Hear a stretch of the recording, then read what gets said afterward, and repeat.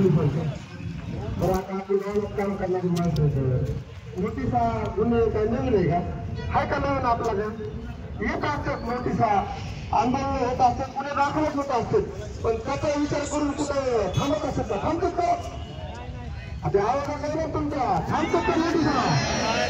आणि तुम्ही थांबणार आहेत का? वाटत तर नाही बाबा. आता आम्ही बेळगावाले बरं का, म्हणजे आज मला दिसलं की माजलगावले थांबण्याचा काय अंदाज नाही. आता आपल्याला भाव जाहीर झाला पाहिजे का नाही? झाला पाहिजे का नाही? जेव्हा नाही काही करू शकत झाला पाहिजे का नाही? आता काय मी तर लय राग करण्यापेक्षा नाही का, राग आपल्याला असं दाबून धरावा लागेल. थोडा थोडा माजलगावून बिळाकडे गेला पाहिजे, बिळावून मुंबईकडे गेला पाहिजे की नाही?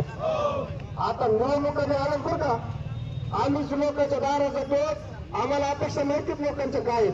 पण आता आपला उंचाचा भाव जाहीर केल्याशिवाय निवडणुकाकडे जाऊन का नाही झाला आपलं? आहे का नाही? उद्या त्याला नेत्याला लोक पाहिजे का? आता तुमच्याकडे आमच्याकडे नेत्याचे लोक आहेत का नाही? पण त्यांच्या उमेदवाराला सांगणे ना तिकडं.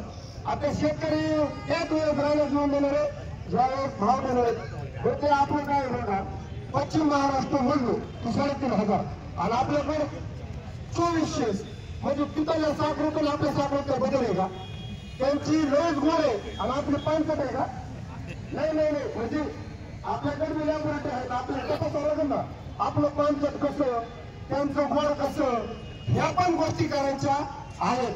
आणि आजच माझं असं म्हणणं की लय उतारा होऊ नका, अजून पुढे पण घ्यायचे. आता काही सुरुवात आहे. आता जे मी बोलतोय ना, आमच्या इकडे शेतकऱ्याला आता माहित होणार आहे की ह्या वर्षी 2400. आता मला अपेक्षा 3,000ची होती.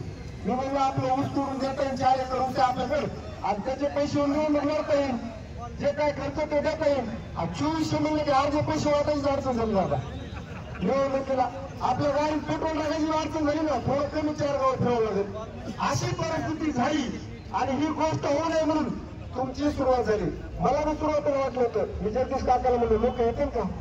ते म्हणजे नक्की येतील. बेळातर माझं गावात थोडा फरक आहे. तुमच्याकडे एका गावात 10, 15 शेतकऱ्याकडे ऊस आहे, आमच्याकडे 7, 70च्या पुढे. त्यामुळे हे जे पॅटर्न आहे हे आमच्याकडे घेऊन जायची जबाबदारी आमची नाही. खाली बसून घ्या बाबा, बसून घ्या. ही सुरुवात आहे, हे इतक्या लवकर होणार नाही. मी जरी तरुण असलो, आक्रमक असलो तरी इथं फडणवीस साहेबांसारखे नेते या माजलगावला शेतकरी आंदोलनाचा वसा आहे. हे इतकं सोपं नाही. कारखानदार बंद खोलीमध्ये सगळे एकच आहेत.